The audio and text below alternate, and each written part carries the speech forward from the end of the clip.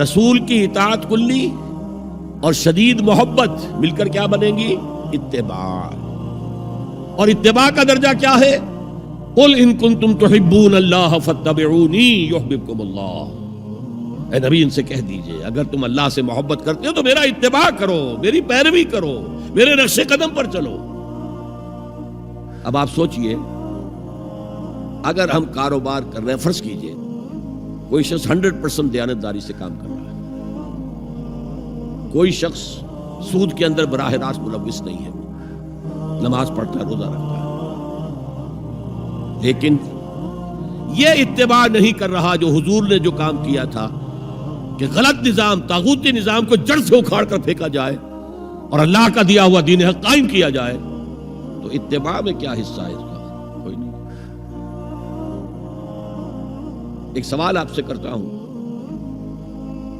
حضور نے وحی کے آغاز کے بعد کوئی کاروبار کیا؟ جی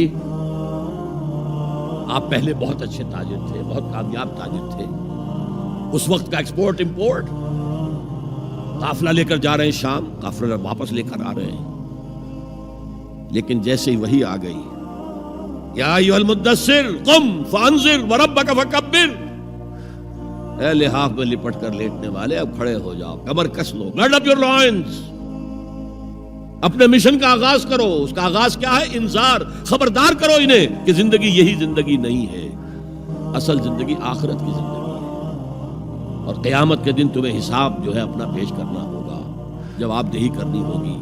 You will have to face the ground accountability of the day of judgment. یہ انذار سے بات شروع کرو. وَرَبَّكَ فَكَبِّرْ، اور جو ہدف ہے مقصود کیا؟ اللہ کو بڑا کرو، یعنی اس کی بڑائی نافذ کرو.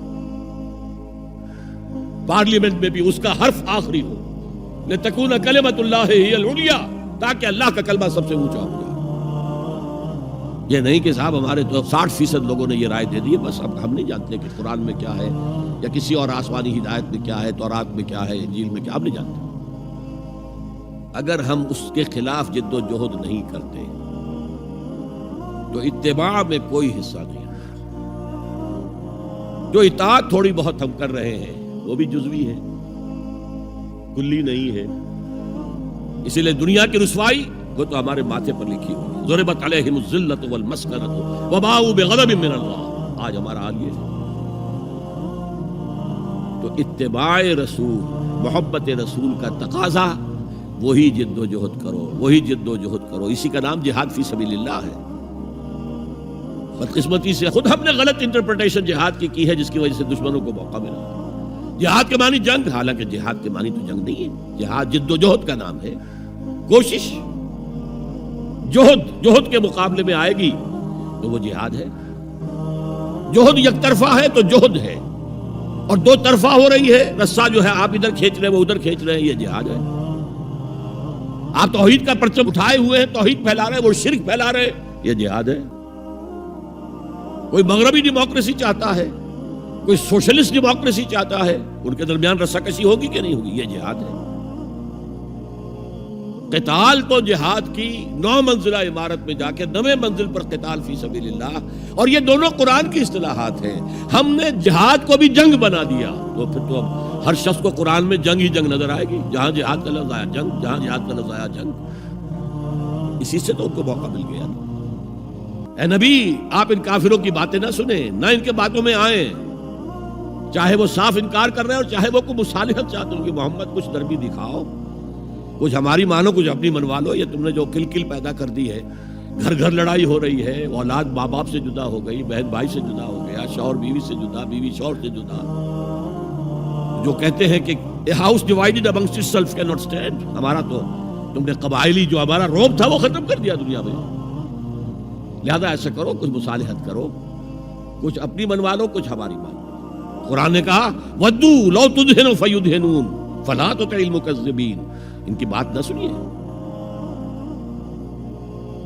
تو جہاد تھا جو ہو رہا تھا، جس کے لیے میں نے رات تقریر کی ہے، جہاد بالقرآن.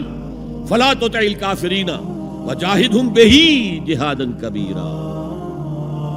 یہ سورہ الفرقان کی آیت ہے نمبر 52. اور شروع کیسے ہوتی ہے سورہ الفرقان؟ تبارک الذی نزل الفرقان علی عبدہ لیکون للعالمین نذیرا. بڑی بابرکت ہے وہ ذات جس نے اپنے بندے محمد پر صلی اللہ علیہ وسلم یہ الفرقان نازل کر دیا تاکہ تمام جہان والوں کو خبردار کر دے. انذار، اور وہ پوری نوع انسانی کے لیے انذار. اسی میں آگے آتا ہے اسی صورت میں فلا تطع الکافرین، اے نبی آپ ان کافروں کی باتیں نہ مانیں، نہ سنیں، نہ توجہ دیں. وجاہدہم بہ، اس قرآن کے ذریعے سے جہاد کیجئے. 12 برس مکے میں قرآن کے ذریعے سے جہاد ہوا ہے، تلوار تو نہیں اٹھی. الٹا حکم یہ تھا کہ چاہے تمہارے ٹکڑے کر دیں، چاہے تمہیں آگ میں جلا دیں. You don't have to raise hands even in self defense. کفو ایدیکم، اپنے ہاتھ بندھے رکھو، روکے رکھو، کوئی جوابی کارروائی نہیں. 12 برس. This was the order of the day.